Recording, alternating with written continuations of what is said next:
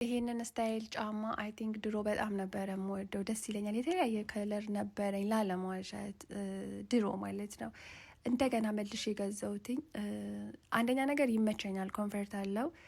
ሂሉም ትንሽ ነች። ያው እኔ ሲጀምር ትልቅ ሂል አልጠቀምም፣ ላይክ በጣም ትንሽ ነገር ነው የምወደው።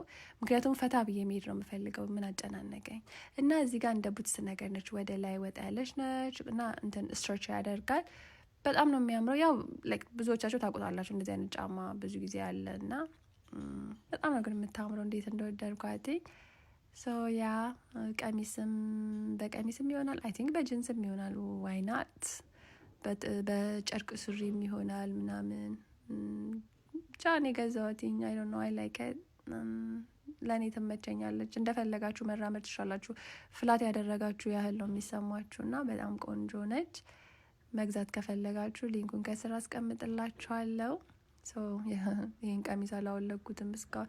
እኔ እግሬ ቀጫጭ ስለሆነች ትንሽ ከኋላ ትንሽ እንደ መስፋት ነገር አይ ቲንክ ሳይዙንም አሳን ላይክ ትንሽ እንትን አልኩኝ። እኔ 5.5 ነው የሚሆነኝ ግን 6 አደረግኩትኝ። ሜቢ 5ፉ እንትን እንዳይለኝ ማለት ነው እንዳያንሰኝ ብዬ ነበረ። ግን አይ ቲንክ ግን አሪፍ ነው ባካችሁን፣ ምክንያቱም ችግር የለውም ጥፍሬ ከሚወጣ ይሻላል። እና ኤኒዌይ ይሄን ይመስላል። መግዛት ከፈለጋችሁ ሊንኩን ከስራ አስቀምጥላችኋለሁ። ግን ሺዝ ኪዩት አይደል? አሁን ነው እኔ ወድጃለሁ።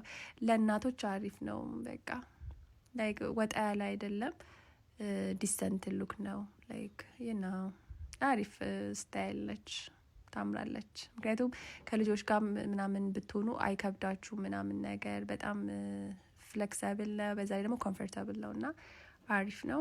ኤኒዌይ ደህና ደሩ ባይ